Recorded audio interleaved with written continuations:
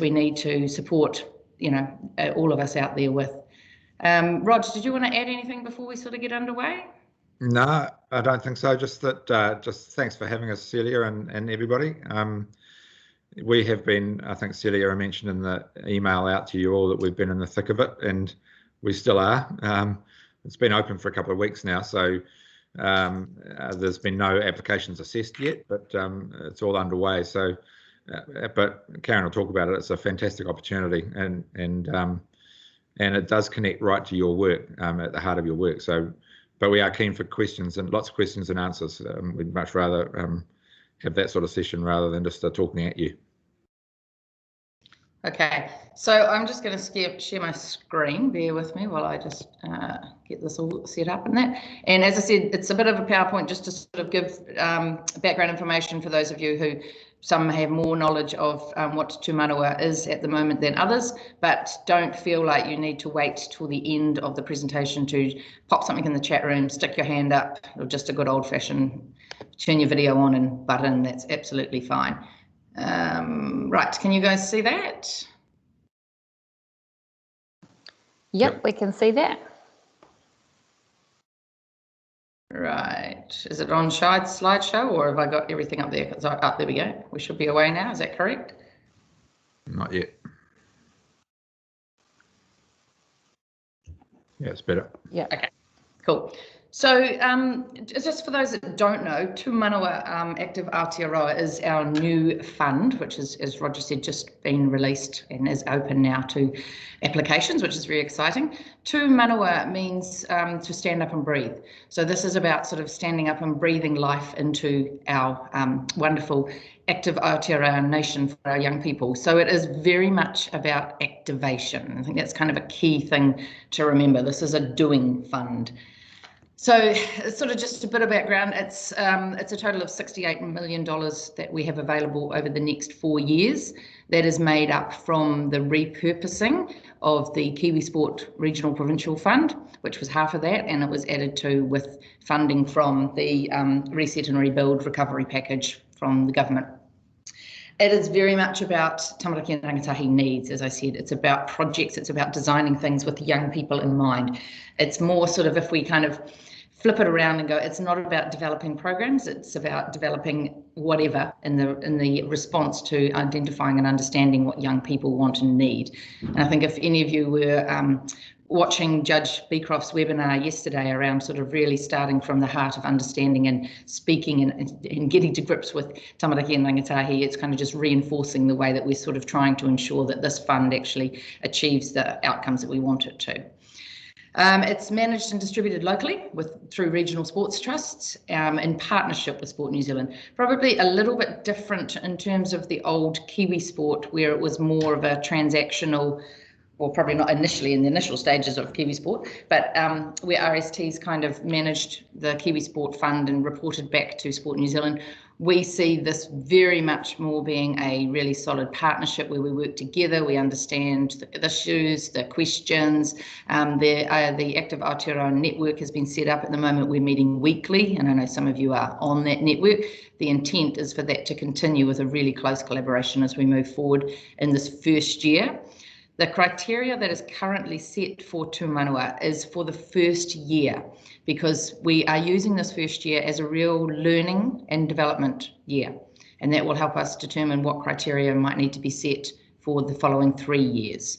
And ideally, at the end of that 4-year period, we have demonstrated enough impact and evaluation and enough sort of a great storytell of the real potential amazing impact that this fund has had on our young people that we're able to continue it.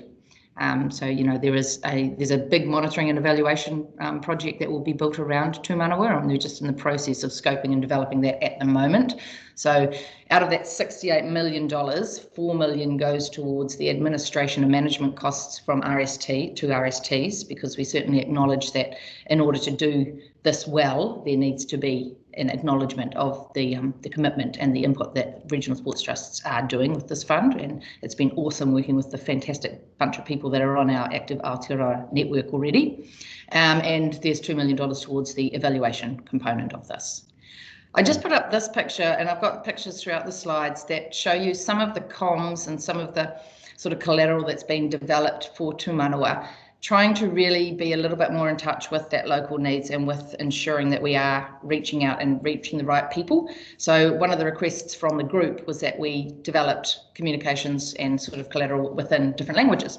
So as you can see, that one up there has just got the Samoan language. So there's 11 different languages available for use for the sort of advertising. We're looking at doing the guidelines, perhaps in Te Reo at the moment, but we'll sort of develop that a little bit further. But certainly there's plenty of comms to try and reach the communities that maybe in the past we haven't reached, or sort of the young people that maybe in the past haven't seen themselves in our picture. So we're certainly trying to develop that sphere a bit. Sorry, Karen. Yep. There was common with North Samoan. Sorry, I missed that. The language, the... Oh, it's Tongan. It was too, sorry. Well, my apologies. I did have a Samoan one in there for another presentation, and then I changed it. So there you go. I get the Idiot of the Day award. Thank you very much. Right, apologies on that one, guys. Okay, so I did mention Kiwi Sport and the Regional Partnership Fund when we were talking about the setup of Manawa. So what is different from Kiwi Sport? Manawa is not Kiwi Sport 2.0, and I think that's a really important thing to clarify, is that this is different. We took, as many of you are well aware, we underwent quite an intensive Kiwi Sport review process where we spoke to lots and lots of people across the country that Fran led with Tracy Dyack, and so I'm sure many of you were involved in some of those conversations. And from that, there was identified some recommendations. Now, those recommendations have gone towards the reshaping of Manawa. Also, the shaping has been created by that active Aotearoa network that I discussed. So the whole production of the guidelines, the criteria, all that, it's very much we've tried to co-create it with local communities. So there's some things on the screen there, and I don't need to read them all off. I'm sure you're quite capable of reading, of some of the things that are completely new or different from Kiwi Sport. Probably sort of a couple just to highlight is that obviously that has expanded from the more organised sport focus of Kiwi Sport to include the play and active recreation sectors.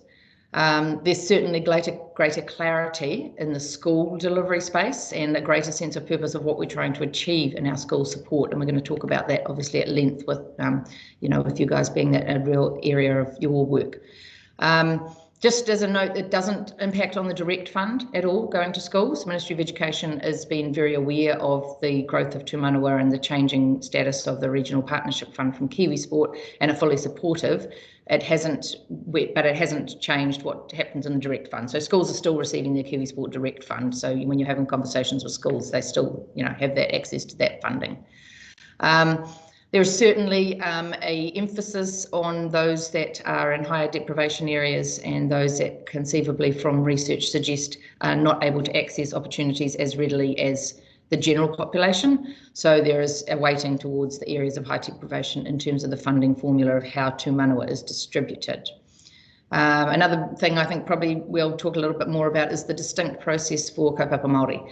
So we have, from the beginning, we have Wiremu involved from the Rautaki Māori team here in Sport New Zealand around ensuring that there is a pathway and a vehicle for an As Māori approach in Manawa. So there is an application process where organisations can choose to put forward their project to be considered from an As Māori lens as opposed to the other sort of application process that would be going through.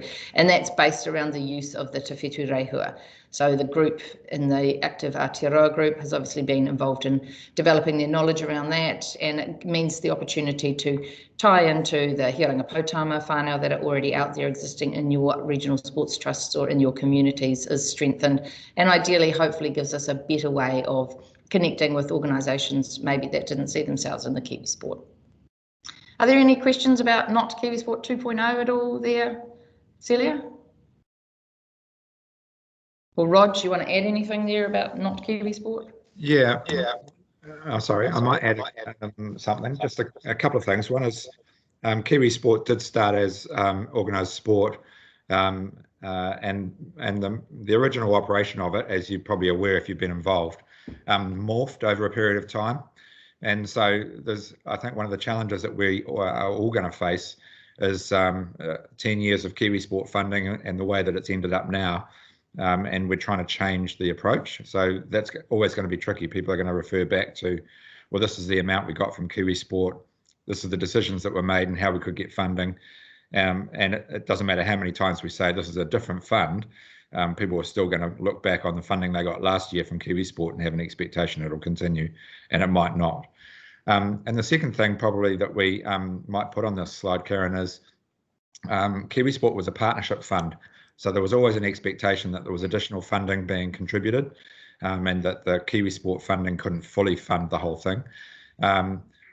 Just recognising that we're operating in areas of higher deprivation, and the concept of sustainability and the concept of partnership funding just isn't a reality for those sort of communities. So you can fully fund a project with Tū Manawa, which is unusual. Ideally, there would be other partners involved and there'd be other funding involved.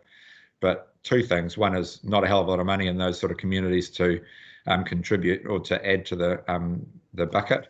And secondly, the concept of sustainability is a great theory, but in reality, someone else is going to have to fund it if it's a great idea. So, and who is it that can fund it? And often in communities that we're going to be dealing with, there isn't anyone else that can fund it. So we just have to recognise that that it is. It could be fully funded with this bucket of money. The people that the RSTs are going to obviously make some decisions. They're going to have a range of applications at the end of their process, and they're going to make some calls on the best applications. So everything's not going to be funded, obviously, but the better the quality of the application, the more likely it will be.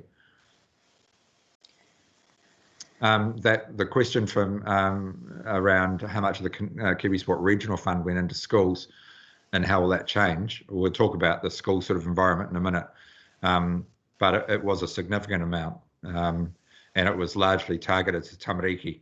So it was about an 80-20 split. About 80% of the Kiwi Sport funding, regional fund, went into the primary age. Anyway, sorry, we can carry on. Has anyone got questions? There's just another question there, Rog. When, or Karen, when will we know more about the monitoring and evaluation piece? We're getting a lot of questions as to what this might look like. I can talk about that if you like, Karen. Great question. Yeah, there you go. Yeah, that's a good question. Just did that yesterday. Yeah. So there are four pieces to this. The first one is the report that the applicants need to give to the regional sports trusts, and we want to keep that as simple as possible. It's less about numbers and it's more about quality. So Kiwi Sport was so focused on numbers that people got completely tripped up by it, and they spent all their time trying to get the greatest number of kids involved in their activities, which is why Kiwi Sport landed in schools. It was a lot easier to be in front of a class of 30 than to compete outside the school environment with 5 other sports codes, for example, and you might only get 5 people. So this is not about numbers, it's about quality. So the reporting's shaped that way. There's a monthly report that the regional sports trusts provide to us that goes to the minister, but that's only around the application process. How many applications have you got? How many of them are in the kaupapa Māori space? How many of them are tamariki, rangatahi? How many of them are disabled? So really simple reporting. And then the 30th of April is a progress report for us. And that will help us shape the fund for the next 3 years. And then the monitoring and evaluation piece will start early next year.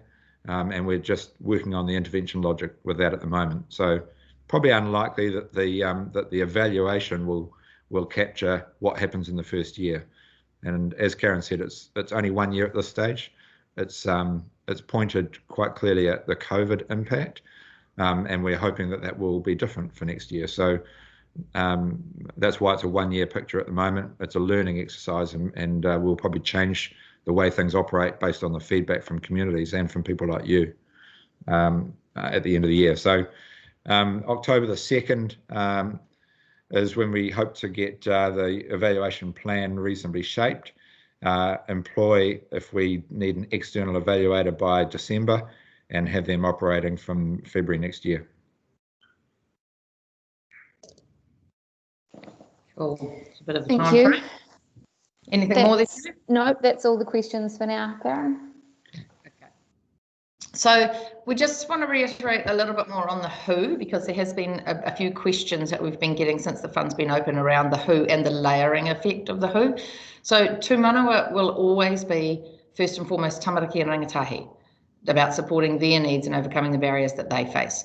So as Rog just mentioned there, particularly in this first year, we have a real focus on the COVID impact and on those who we feel are not able to access opportunities.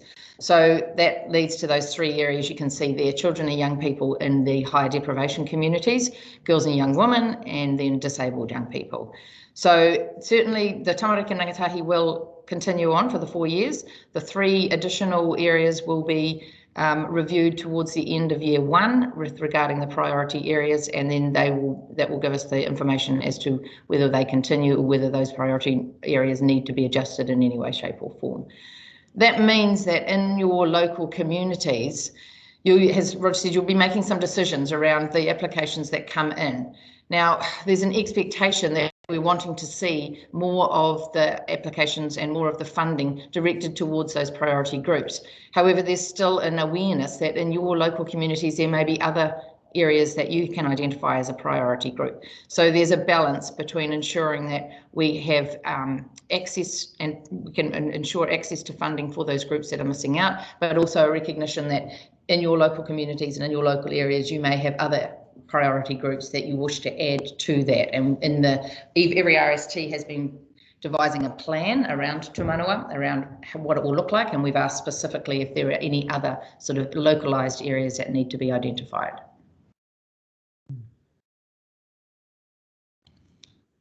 Okay, so the Kaupapa Māori application process, as I mentioned before, is a recognition of our commitment to the Treaty of Waitangi, obviously, and to the Te Tiriti. So Wiremu has been front and centre with us developing what this actually looks like on the ground, and I'm sure many of you and your Hearinga Pouparama staff have been involved at a local level around this as well.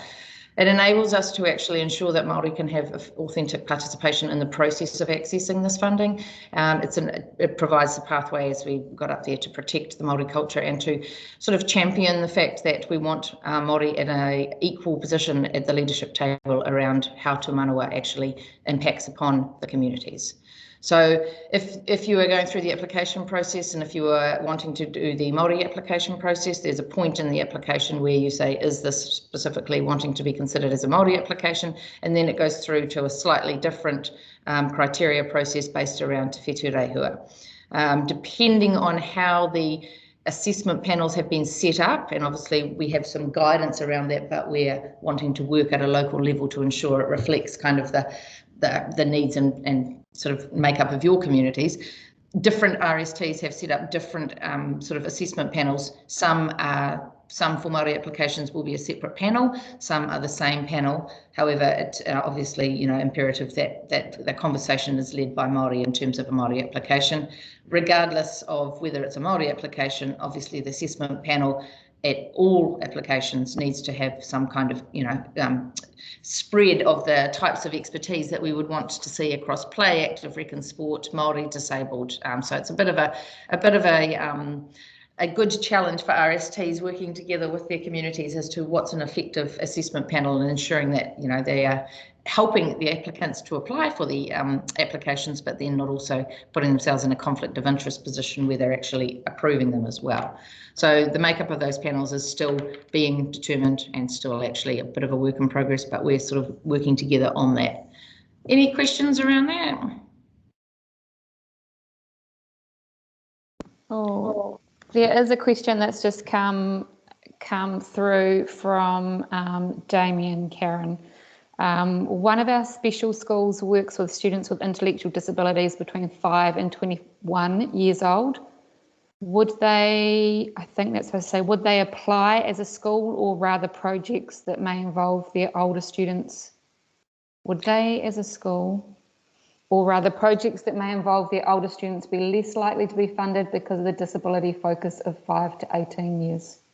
Not necessarily, because the other thing too is that we're recognising that some applications will take a whānau approach. So if you're talking about, obviously our focus in terms of disability for young people is 5 to 18. However, if as part of that project, it's a school-based project that involves children and young people to age 21, well, we're not obviously going to exclude those that are 18 to 21. So I think there's a common sense element that needs to go around all of this. Obviously, it needs to show impact on the 5 to 18-year-olds, but if you're talking about this is actually part of a group of people that are involved in a project based around the needs of the school, then that would make sense, absolutely.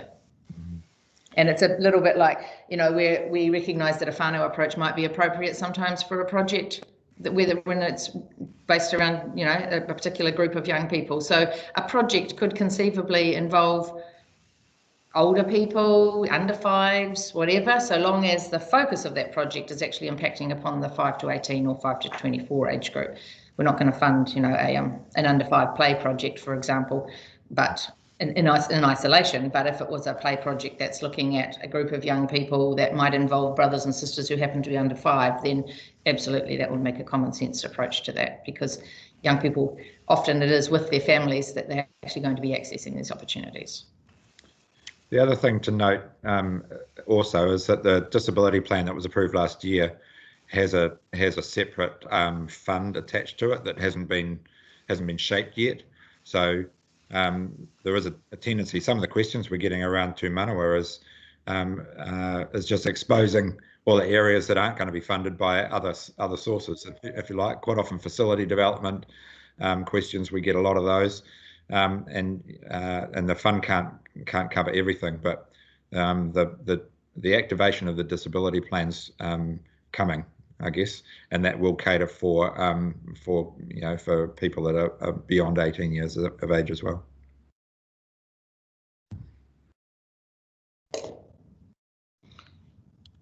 Cool.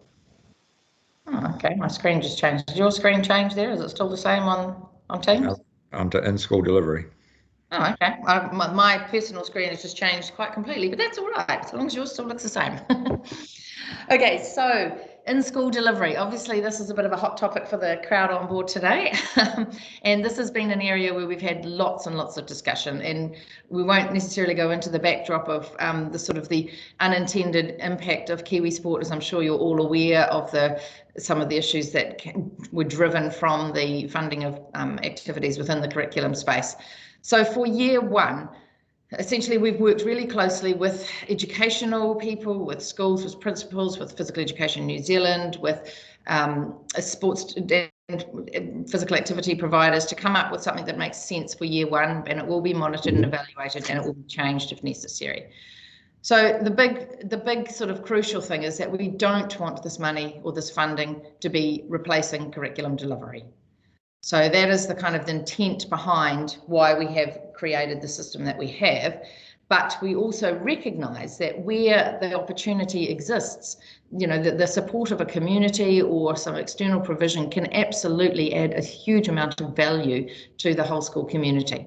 So any application that is within the class time, i.e. not breaks, it has to actually, we're putting the responsibility back onto schools to understand how they might use this fund effectively.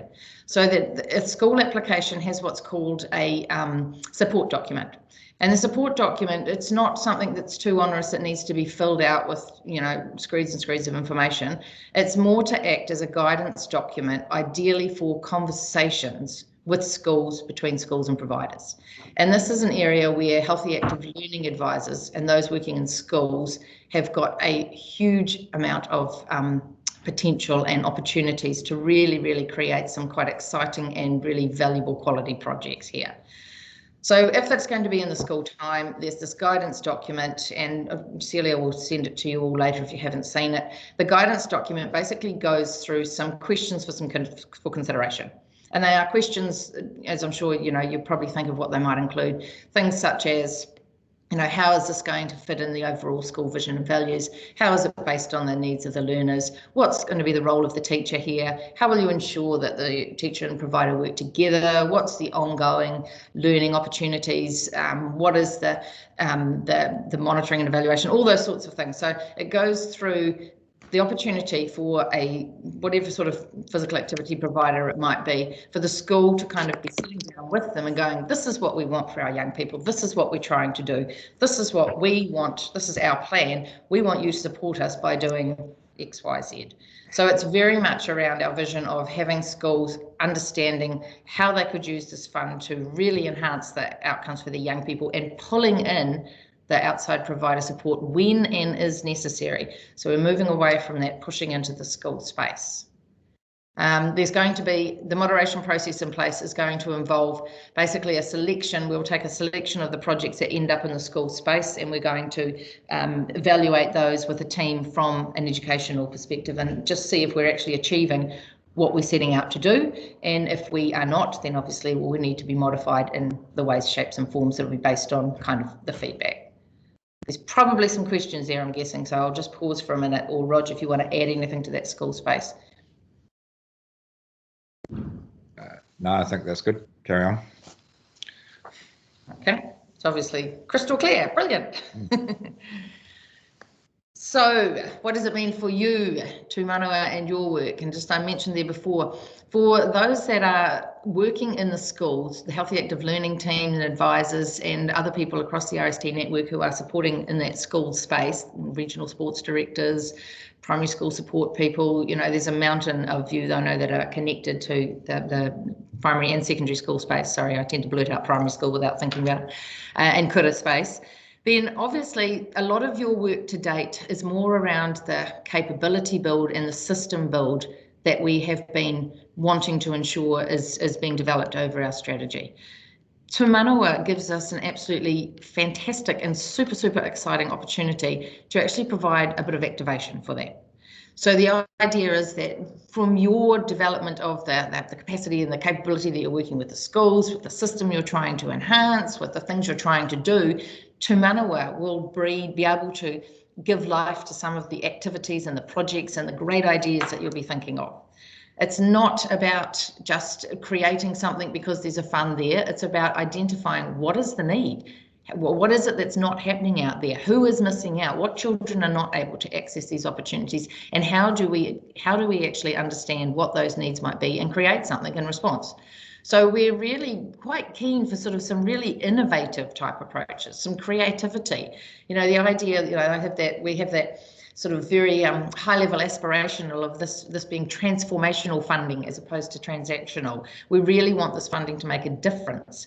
And in the school setting, it will make a difference, but we see it making a difference across a huge amount of the community setting. If you think about the different organisations that are now able to apply, and we want to be actively seeking out those organisations, churches, marae groups, young people themselves. If young people themselves are coming up with great ideas, that's a great opportunity to support those young people to build the project together.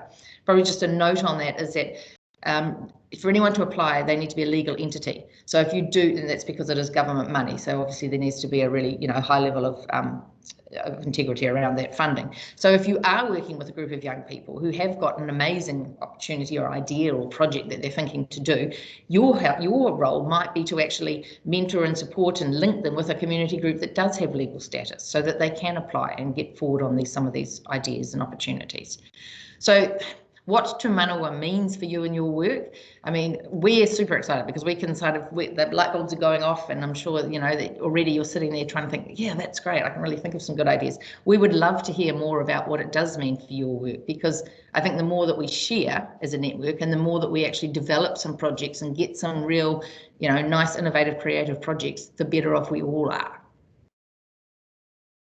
So I think we'll just kind of pause there and I'd sort of open the floor for challenges, questions, and I've put up there some of the common questions that we're getting already are the can I fund, can I do? And we've been flooded with emails from we have a specific Te Manawa email address where the public and everybody is sort of firing in information, and it's great because it's really highlighting some ideas of, right, well, we need to actually just maybe get a bit more clarification around this. We need to actually think about this. So, a van, because Te Manawa can fund school transport, for example, for an opportunity, or for not just school transport, but for any community group that wants transport to access some sort of opportunity. So if it was going to do that, are we better off in the long run opening the door to letting schools, community organisations apply for vans.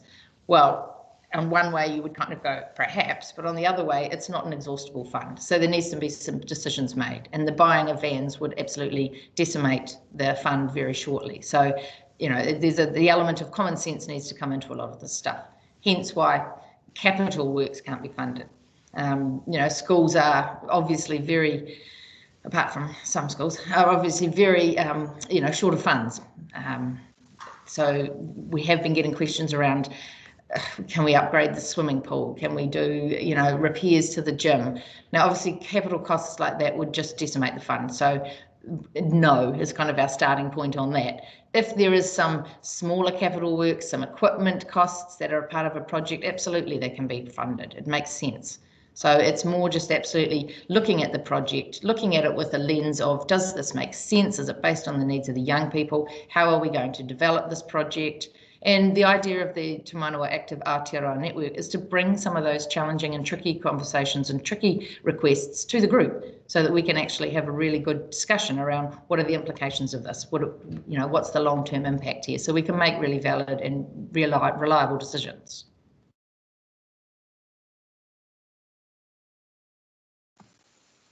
Must be some questions. Yeah, there are some questions. Rog, do you want to talk to the reporting, or is that something that you'll share later? There was a question from Nikki around what will the reporting look like for schools. Yeah, I'm very happy to share the template. It's draft at this stage, but it might give you an idea. Maybe we just talk through that just for a minute. Would that be a good idea? Yeah, so was it the schools reporting? Yeah. So schools would, if they're an applicant, would just be reporting on the applicant process. They don't have to do a separate report. No, which is what I've got. So how about I share that for a second? We'll just talk through that. Okay, so I'll stop sharing. Hang on a sec. Let me find it.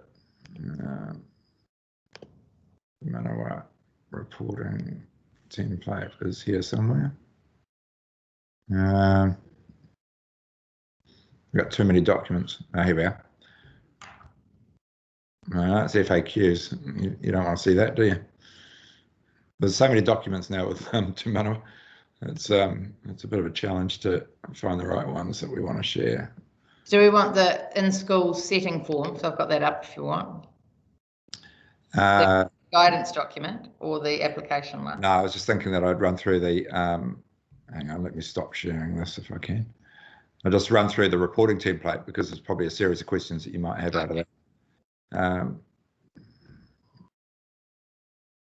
FAQs. While you're doing that, Rog, if you like, I can just, for those that want to see it, have you found it or? No. Okay, I'll just do this then while you're finding it. Just share the in-school document. That there's the guidance document for the conversations. If people haven't seen this, so can you see that up there now, Celia? Yep. Yep. Okay, so this is the document that I was talking about around the support document for schools. So schools ideally, as we say, a school needs to fill this form out. So if an application is in a school setting and it's in school time and it involves the use of an outside provider, then this form needs to be filled out. So if it is the school itself that is applying and it doesn't involve anybody else but the school, you know, they're applying for some funding to, I don't know, go to some kind of activity or event or some equipment or the project they've devised for a group of young people, doesn't involve anybody else, they don't need to do this form. This is only when there is an additional provider. And the idea is, as I say, to put the responsibility back on the schools to have these kinds of conversations. And this needs to be signed by the school and by the provider so that it indicates a discussion has taken place. So here are the questions here, and obviously I won't go through them all. It talks about the purpose, the process, you know, how it will actually, what's the partnership involved, you know, so how will this, it's very much based around learning, because obviously anything within the school curriculum setting needs to be based around the learning aspect. And then there's just a very short additional piece around the legal and safety requirements. And that's it. So it's reasonably small, it's reasonably short. The idea is not for it to be onerous, but for the idea is to help support what you're trying to do in terms of a system build in the healthy active learning kaupapa, or in other areas where you're working in the school setting, whether it's, as I say, RSD, primary school support, whatever it happens to be. That document, if there is more than one school that is, I'll just put it back up so you can read them. If there is more than one school that have banded together to do some kind of project, one school can take the lead and fill out. As I say, there's nothing that actually has to be filled out on this form. It is more around generating a conversation. But one school can fill out the declaration piece saying that they have had a conversation and they've discussed it. All the other schools just need to be listed as with a person who is their contact name. Did you find your document there, Rod? Yeah, I have actually. I'm just thinking about Damien's question as well about, so Damien, when you say you're being asked internally to be hands-off regarding guidance, presumably that's from the Regional Sports Trust.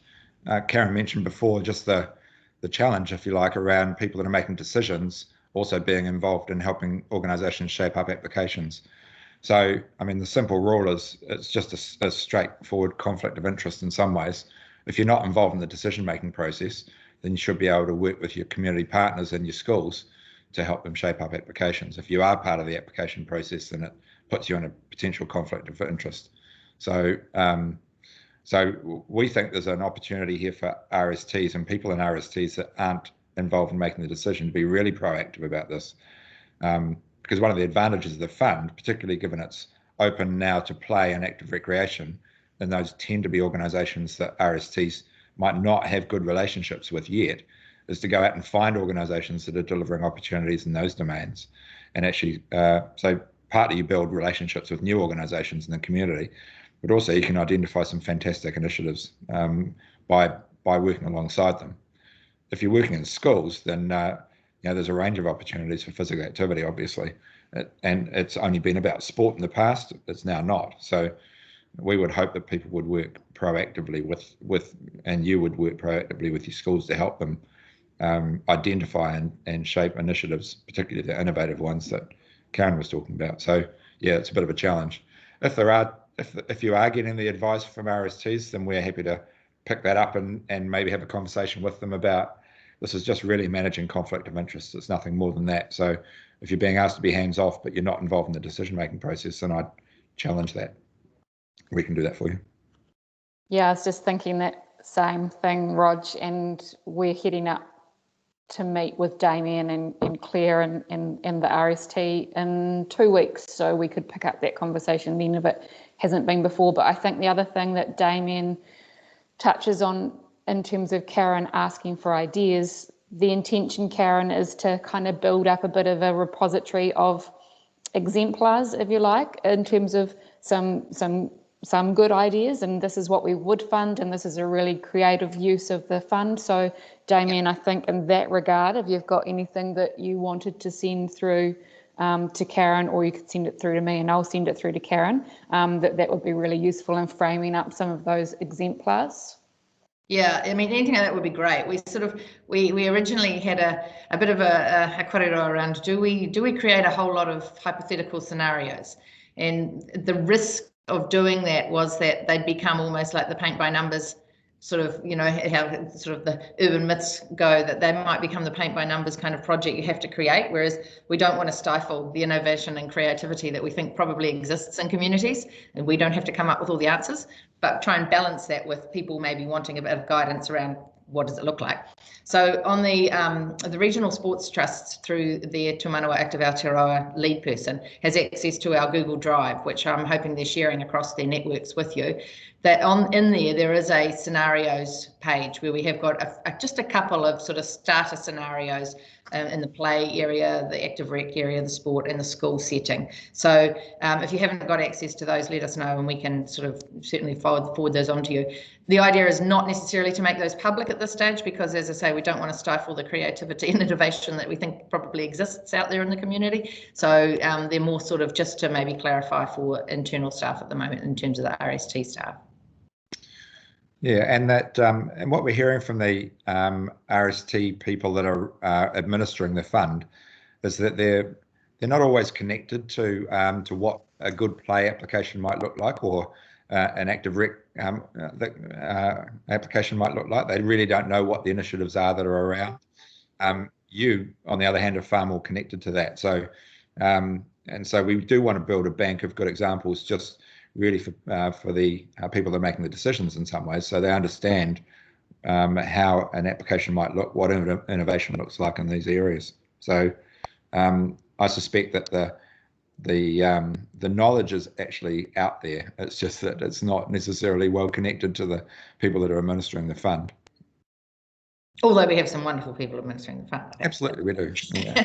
Yeah, who will be really well connected. And the idea is, you know, like we've got a fantastic comms division, and Kate, who many of you will have met, is just absolutely a wonderful sort of comms person in terms of developing some of these. So once the applications start coming in, once we start actually getting real life projects on the ground that it would be worth showcasing, then absolutely we're looking to develop little videos, bits and pieces, and we're sort of hoping it will become, you know, reasonably self-generating in terms of people saying, okay, so that's what it looks like. Oh, well, I could do this, or da-da-da. And not necessarily giving them this is what it looks like, but this is why this is a really good use of the fund, because it meets these particular criteria, whether it's, you know, it started by talking to the young people about what they wanted, you know, something as simple as that. Hey, I might share this reporting template quite quickly, Karen, and now that I've managed to close all the other garbage that was actually open on my... Okay, I've stopped now, so you should be able to go on. All right. Where? No. Okay, so that, can you see that? To Manawa Active Aotearoa reporting template? Yep. All right, so the intention is to keep it simple, and there's a couple of things that I thought might be useful as we go through this. So presumably a project name, play, active rec, or sport. So it's got to be one of those. It could be all of them, but we're just looking for the predominant one, because we have an expectation of all of the administrators of the fund that they approve at least 20% of their projects in play, 20% in active recreation, and 20% in sport. So the reason for that is it would be very possible for sport to swamp this fund. They've been used to Kiwi sport over the years, and we might not see any active rec or play applications. So this is about the number of approved projects, not the dollars, because typically play might be cheaper to deliver than sport, for example. So all RSTs have to approve at least 20% of their initiatives in each of those domains. They can then make the call on whether they go put the other 40% into sport, or whether they put the other 40% into play, or if they split it, it's entirely up to them, or if they wait and see what applications come in. So we just want one tick box there. We are looking at the settings that they are operating in. There might be some others, but obviously most of your work will be either primary schools or community settings, presumably. It could be Manawa as well. Start and finish date, the status of the project is pretty straightforward. And that question there is about the outcomes. Typically what we would normally do is say, here are the outcomes, tick the box in terms of the outcome that you're hoping to achieve. So for Tū Manawa, there are 3 outcomes. One's just about the provision of the opportunity of a play, active recreation, and sport opportunity. One is about making sure that is a quality experience, and one is really around incorporating physical literacy into it. So the last 2 aren't really separate outcomes, but they're inherent, if you like, in the provision of the opportunity. So rather than saying which one of those outcomes are you delivering on, because they're all going to be delivering on all of them, hopefully, we've said you set your own outcomes. So a school, and when you're having a conversation with a school, you'll decide what the outcomes are you're hoping to achieve from your project, and you might set 3 of those. And then when the reporting comes back in, you're reporting against what you set as your outcomes. What we found with Kiwi Sport was people were tying themselves in knots, trying to report against outcomes that Sport New Zealand had set, and everyone said yes, it was always about developing skills that would enable people to participate in the sport, and whether that was true or not. So this is about just tell us about what your outcomes were set in the application and how did you go against them. We are interested in how the projects impacted the participants or the community that it reached. So it's not just I got 35 people to a hot shots, tennis opportunity. It's about, have you improved well-being? What's been the real impact on the community, on the school? And that's might be challenging for people to answer, but we want them to think about not just discrete projects that in fact are about the delivery of an opportunity, but we want them to think about how it's impacted. Give us a key success, give us a key challenge, and then we've got some metrics. So, and the metrics are not the focus, which is why those questions above are more important for us. But we do need at some stage to be able to report to say what's the reach. So how many young people were involved? What's the split? As I said, typically the Kiwi Sport had been delivered about 20% to Rangatahi, 80% to Tamariki. We're encouraging RSTs to think more about a 50-50 split. That might not be possible in the first year, but we would hope that they would shift some of their funding to the areas of great need, which is the older age group, because that's where participation is dropping off, but not exclusively. The young women aged 19 to 24 years is a COVID-19 response. So we know that group were significantly impacted by COVID, given that a bucket of this money comes from the COVID response money, then we've added that as a separate group. And we're interested in seeing how much and how many projects are actually landing in that space. And then we're looking at the disabled Tamariki and disabled Rangatahi. And one of those outcomes that Karen talked about was about operating in higher deprivation communities. People ask us, what's high deprivation? What's your definition? You will know which communities are higher deprivation. And we could set, it could be decile 1 to 2, it could be decile 1 to 4. It's unlikely to be decile 8, 9, and 10. So we could define it if you want to, but we'd rather you use your own insight to understand what is a higher deprivation community. And we know it's almost impossible without asking questions of the people that are participating to say there are 17 young people from a decile 8 to 10, decile 1 to 2, and there are 12 people from decile 5 to 6.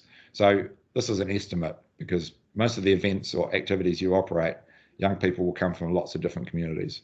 So we understand you're not going to be able to capture that, but take a stab. Give us the financial expenditure, actual against original, and then tell us about the process that the RST ran. So how was the application process, and how was the ongoing support? So in your roles, you may well be providing support for the projects that have been approved. And we're interested in that from a process development perspective. And that's it. So it's trying to keep it as simple as possible. We know that reporting can be really onerous, and that's certainly not our intention here. I think it's probably really good to just kind of re-emphasize too about your role. If you are not aware of who is the Tū Manawa lead in your RST, I'd encourage you to please find out and connect with them, because we've certainly been saying, if you have an application that is landing or is looking in the school space, you have internal expertise in your own regional sports trust, whether they're HAL advisors, regional leads, RSDs, kaiwhakahaere, whoever it happens to be, that it would be great to have that conversation with. And if that application maybe needs some support and it fits within the parameters of what you can do, then absolutely, we'd be really wanting you to be proactive around that. I know, as I say, we're getting all the planning documents in at the moment from RSTs, and some of the RSTs are doing a professional learning and development workshop, similar, I guess, to some of the Kiwi Sport workshops that used to be held. If an applicant wishes to apply, there might be PLD opportunities before the application, or contingent when their application is approved. The funding might be contingent on them actually attending 1 or 2 professional learning and development opportunities, and they will be based around understanding young people, understanding the needs of young people. So you can see there's a huge opportunity here for understanding the school space and understanding what quality projects that support people within a school setting, support young people in that school setting might look like. So we're certainly keen to develop and help work with you around sort of some opportunities of what that might look like. And it would be, perhaps working with schools, perhaps working with outside providers. So really keen to kind of co-develop what that might look like in your communities. Karen, sorry, Rod, you go. You go, Cindy. Oh, there's just a couple of questions that have been sitting in the chat for a little while, and I was just mindful of time and wanted to make sure that we got to them. So there's a question around, so healthy active learning schools are in a very nice position in terms of they've got additional support to understand the fund and how it might be used and how it might be accessed. So what support is there for non-healthy active learning schools with regard to the Te Manawa Fund? Yeah, that's a good question. Obviously you are in a luckier position if you have the Healthy Active Learning team already in your regional sports trust. Most of the areas that don't have Healthy Active Learning yet, they're working pretty closely in our sort of potential phase two group. So I'm not sure if you're referring to that or just to schools in general. I think just schools in general. Like as it's been mentioned, there are a lot of school principals that are quite attached to delivery modes, to things that have been in place. And I guess it's what education and support is for them around the new approach and this new funding. Yeah, so we've been working, and some of you have been contributing to the outside provider guidelines. So that is almost like the step 2. So if there is an application that comes in, it's from a school, nobody in your RST is connected to that school at the moment. It's not going to fit the criteria of what you think would be a really effective use of the funding, then I guess we're going to decline that application, but decline it with perhaps some material and some kind of communications as to why it was declined. So there's an opportunity for us to actually, this isn't a system build fund, but there is an opportunity for us to influence the fund. So it's to influence the system, with this funding. So the more that we generate the good projects, the more that we actually have opportunities to show people how this could work. So, if we are getting an application and it is very obviously, it's an outside provider, profit driven, all about no teacher involvement, all about a program that's been developed in isolation from the needs of the young people, doesn't involve the school, isn't connected to the wider curriculum. Well, you've got about 8 kind of reasons there where you're going to say, I'm sorry, this application is declined because of these reasons. So then that opens the door to hopefully more conversations. Is there some joint messaging coming through to schools from the Ministry of Education around this fund? That's on my please can we get that underway to-do list. Yes, so nice. That is definitely cool. And we'll be using the school bulletin to perhaps start that conversation, Celia, but that is definitely the intention, is that we can actually connect a bit closer, because the Ministry of Education was really understanding and totally saw what we were trying to do with this fund. As I said, they haven't changed their direct fund at the moment, but there's not as many reporting requirements on the direct fund, as you're all aware. So it's an opportunity to have conversations about how do you use the direct fund in a better way. Cool, thank you. And just final question that I can see in the chat. What do cluster and have a go days look like under this fund? I guess they look like that they're based upon the needs of the young people they're trying to address, would be my first starting point. Is that, you're sort of almost like asking the questions, what's it for? Why is it needed? Who's it trying to reach? What's it trying to achieve? Okay, if we can answer that, then we can start to build the project. Is it based on the fact that cricket would, and I'm not bagging cricket, I'm just, let's use these Tiddlywinks. Is it based on the fact that Tiddlywinks wants to attract more members and that's why we're doing it? Or is it based upon the fact that, this would be a really good opportunity because we've got a local Tiddlywinks park here. It doesn't get used very much. We think it's a great opportunity for kids to actually, develop some greater friendships, whatever it's based upon. And then hopefully it's actually, we've had some conversations with the young people that it's actually trying to get to have a go, so we understand what they might want and need. And maybe it looks a little bit more of a kind of a holistic whānau-based approach. Maybe it looks a little bit more like a fun activity day that is not just the Tiddlywinks in isolation. It might be involving bits of pieces of other stuff. You know, it might have a play element, it might have a connection piece.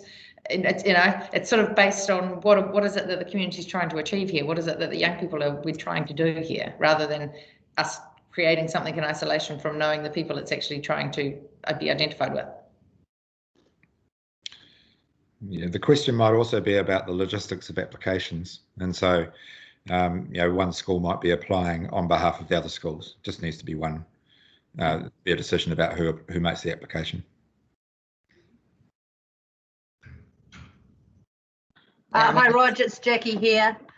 Yeah, that's a lot of what we're getting through, especially where you have clusters that work together. And again, we know we've got a whole lot of kids that aren't back at school, and that sport's going to be absolutely key because so much has been cancelled and there's so much sort of poverty in those communities. And that's a lot of the schools are coming back to us and saying, like, can we help with that? And how do we put an application that's across a number of schools in terms of those clusters? Yeah.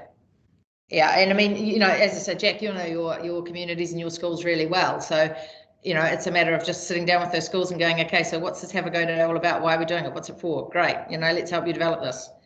There's a question in there from Nikki around the reporting template and the schools. I presume that's the schools thing. When will they be available? They're available now.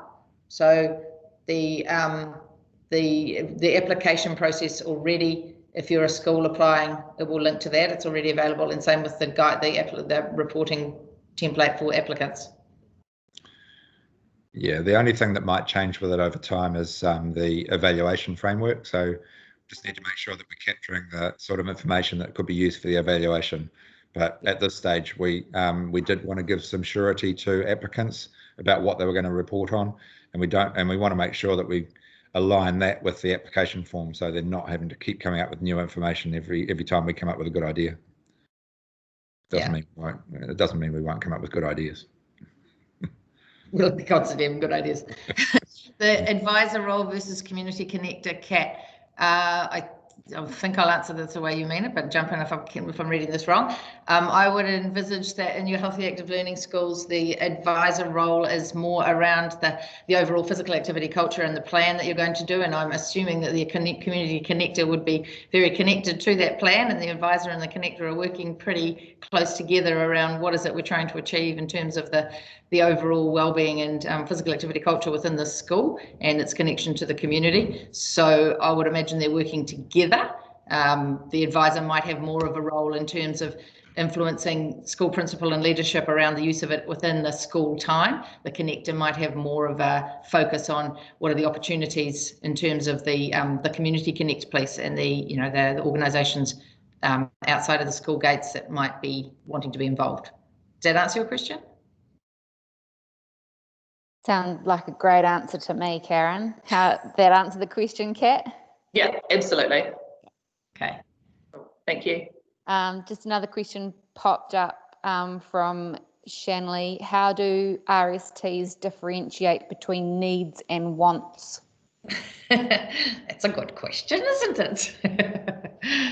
So I guess there's an element of your expertise and local insights here. You know, you understand your communities. You know what it's some of the questions that have been fired at Roger and I are interesting, because we kind of go, and we had a really good session last week where it was like, well, that might make sense in a community where it happens to have this parameters in this context, but it doesn't make sense in this community. So it is, you know, there is a real kind of expectation, I guess, that you do have a real good understanding of your communities. And I think regional sports trusts traditionally have been, you know, really connected and understand, you know, having been an ex-RST employee myself, I think they're an amazing, wonderful organisation. So, you know, this is an opportunity to really leverage their role in the community. So, yeah, I mean, I think probably you're going to see, if it's kind of something that you kind of go, this comes from a position of want from the provider wanting something, it's not based around the wants or needs of the young people,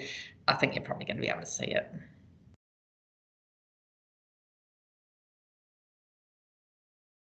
But, you know, if you don't reach out, like the idea, and there are some tricky ones, you know, we're getting a whole lot of questions and applications that are making us all scratch our heads and go, Okay, and that's absolutely fine. We don't profess to have all the answers at our fingertips right now, but the more we work together, the more we actually, develop the more kind of uniform, without being dictatorial, answer across the country. Because I think we're all sort of cognizant of the fact that with Kiwi sport in the past, sometimes what happened in one region was completely different to the other, and it was really confusing. So, we sort of keep coming back to, what's this about? It's about the young people. Is it based on their needs?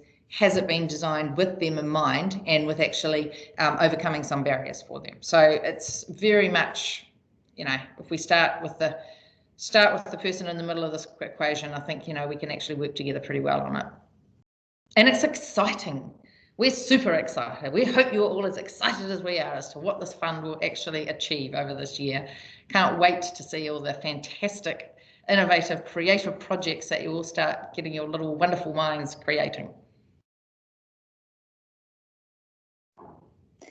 Awesome. Thank you very much. There is excitement being echoed in the chat. There's a lot of appreciation to Karen, yourself, and Rog being acknowledged in the chat also, in terms of your time today and your insights that you are providing, and just I think, your willingness to just be really part of these conversations and take everybody on this journey.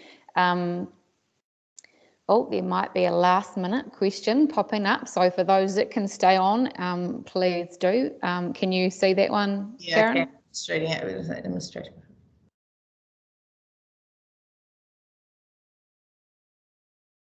So looking for teacher release funding. That's an interesting perspective, isn't it?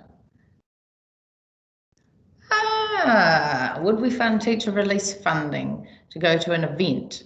So my question is, why do we need to release teachers to cover the event? Is that because only a certain small portion of the children are going to the event? So what's happening for the other children back at school? Is this Te Manawa is not for funding representative sport. So if this is teachers going off to a rep competition and leaving the majority of kids at home, but probably not, they probably wouldn't. I kind of read it here.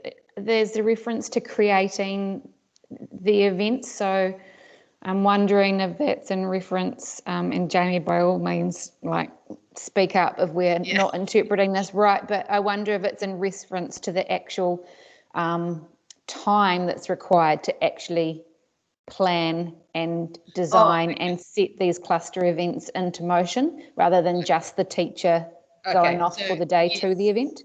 Oh, sorry. Yeah, we do recognise that there is administration cost in some of these things. There is actually a need for people to organise things. So yes, Te Manawa will cover funding of administration if it's part of a project. So for example, sports coordinators, they might be doing a new activity, or a teacher that might be needing to work half a day on the weekend or whatever it happens to be, to fund.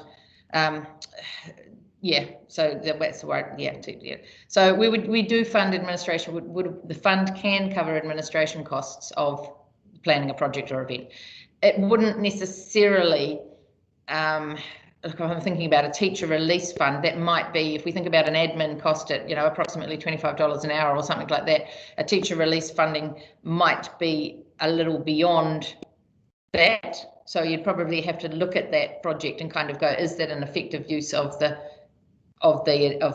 time cost factor here? So if you're going to release a teacher for $400 for a day, for example, for half a day's admin, that you could probably get a really good admin person in the community to do, that might help sort of the project go on in a bit more of a sustainable way, then probably you're better off looking somewhere else.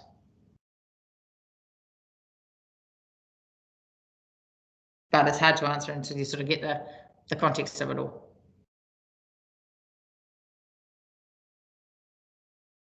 Yeah, I think it is going to be one that's going to have to be carefully navigated navigated? Is that the right word? It is, yeah. We say a word and it just doesn't sound right. But in terms of what there has been in place to support different physical activity opportunities for young people, particularly in that primary space, and rather than just kind of pulling them all out and leaving a void. How are we being innovative and creating new, different opportunities? Yeah, and there's an element of it's an opportunity to find and partner with organisations that maybe we haven't in the past, because then that really opens up our sort of sector and our opportunities for young people. We don't just want to do the same old, but some of the same old was good, so you can fund some of the same old.